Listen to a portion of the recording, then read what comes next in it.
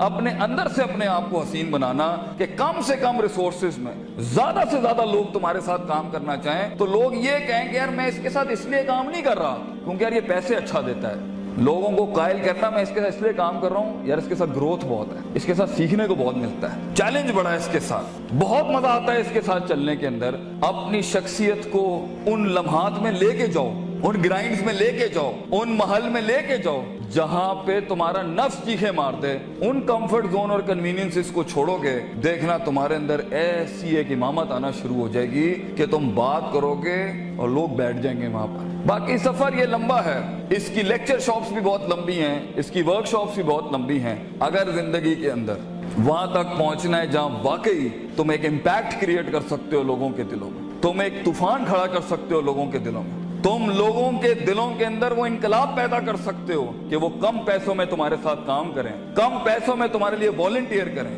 چھوٹی سی کمپنی کو پاکستان کے بڑے ریکٹس کے اوپر فائل کرنا اگر تم چاہتے ہو تو سب سے ان اصولوں کے ساتھ زندگی جینا کہ گیا ہوا وقت ہاتھ نہیں آتا.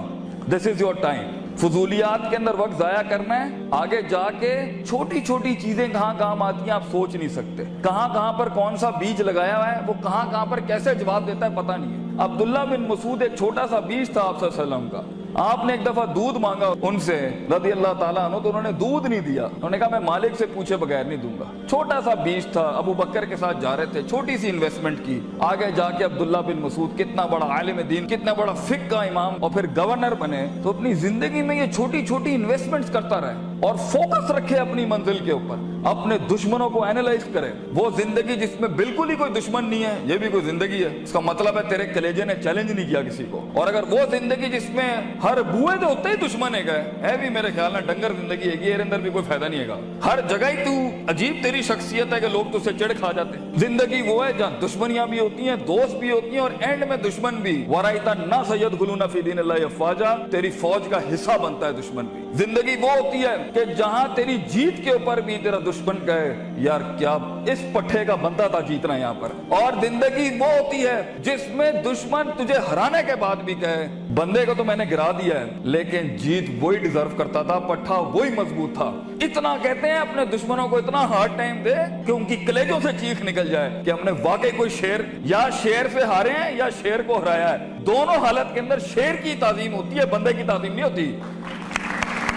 سوال یہ ہے شیر بنو کیونکہ اس کی ہار بھی سمبولک ہوتی ہے, اس کی جیت بھی سمبولک ہوتی ہے. مثال گیدڑ کی نہیں شیر کی دی جاتی ہے, مگر یہ کلیجے چاہیے ان کاموں کو کرنے کے لیے, وہ جگر چاہیے ان کاموں کو کرنے کے لیے. اور یہ چھوٹی سوچوں کے ساتھ نہیں بنتا, یہ 2 روپے کے جھگڑوں کے اوپر نہیں بنتا, یہ 2 روپے کے مسائل پہ نہیں بنتا, یہ ٹھنی چونیوں کے مسئلے نہیں ہیں. یہ تو اپنی آپ کو جلانے اور برباد کرنے کا سلسلہ ہے, تب جا کے بیج اگتا ہے. بہادر شاہ ظفر کہتے ہیں کہ ہر کسی کو پیڑ اور پودا اور پھل بننے کا شوق ہے. Everybody wants to be fruits and apples. ہر آدمی بننا چاہتا ہے کہ میں پھول اور پھل بن جاؤں, لیکن ہم تو وہ کھاد بننے کا کہتے ہیں, وہ بیج بننے کا کہتے ہیں جو زمین میں دفن کرتا ہے اپنے آپ کو, گمنام ہو جاتا ہے. لوگ آتے ہیں اور پھلوں کی تعریفیں کر رہے ہوتے ہیں لیکن وہ بیج دفن کرتا ہے اپنے آپ کو, گمنام ہوتا ہے مٹی کے نیچے. کوئی اس کے دکھوں کو نہیں جانتا, کوئی اس کی تنہائیوں کو نہیں جانتا, اور وہ زمین سے جنگیں لڑ کے اس بیج کو اپنے آپ کو پھاڑ کے ایک درخت بناتا ہے. سارا جہاد وہ بیج کرتا ہے اور سارے فائدے قوم کے پھل پودے اٹھاتے ہیں, تعریفیں سیب اور پھل اور پھول لے جاتے ہیں. بیج کو لوگ بھول جاتے ہیں لیکن اصل بنیاد بیج ہوتی ہے.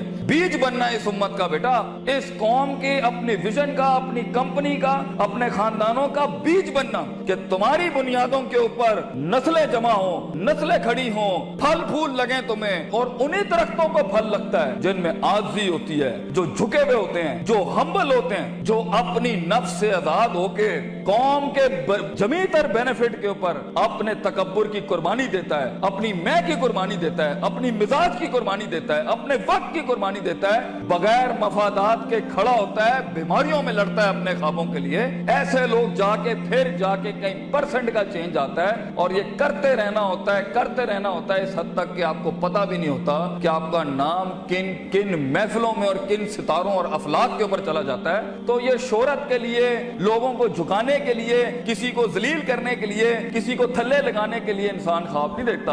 امپاورمنٹس ہوتی ہیں جب انسان کام کرتا ہے اپنی نفس سے آزاد ہو کے. جو انسان کام کرتا ہے لوگوں کے لیے کام کرتا ہے اور اپنے لیے بھی کرتا ہے, لیکن اس میں آپ کو علمی مسل بھی چاہیے اور اس میں آپ کو عملی مسل بھی چاہیے, اس میں آپ کو نیت بھی چاہیے, ارادہ بھی چاہیے, قصد بھی چاہیے, نتیجہ بھی چاہیے, محاسبہ بھی چاہیے, علم بھی چاہیے, یقین بھی چاہیے, صبر بھی چاہیے, دوام بھی چاہیے, سیاست بھی چاہیے. اس لیے اگر آپ اس کے اوپر آج کام کرنا نہیں شروع کریں گے, کوئی مسئلہ نہیں ہے, 20-15 سالوں کے بعد جہاں بھی زندگی کھڑی ہوگی نا, وہ فیصلہ آپ کا ہوگا. جو بھی انسان کچھ ہے نا, اللہ پر بلیم نہیں کرنا. ظہر الفساد فی البر والبحر بما کسبت ایدی الناس. انسان کی زندگی جہاں بھی کھڑی ہے وہ اس کا کیا ہے. کئی سنی بات میں کوئی غلطی ہوگی تو ساری میری تھی. کوئی حق اگر ہم نے قوم کے لیے بیان کیا وہ قوم کا تھا. اللہ تعالیٰ آپ کو ایک معنی زندگی عطا فرمائے, ایک کامیاب لیڈر بنائے. وآخر دعوانا ان الحمدللہ رب العالمین. جزاکم اللہ خیر. السلام علیکم.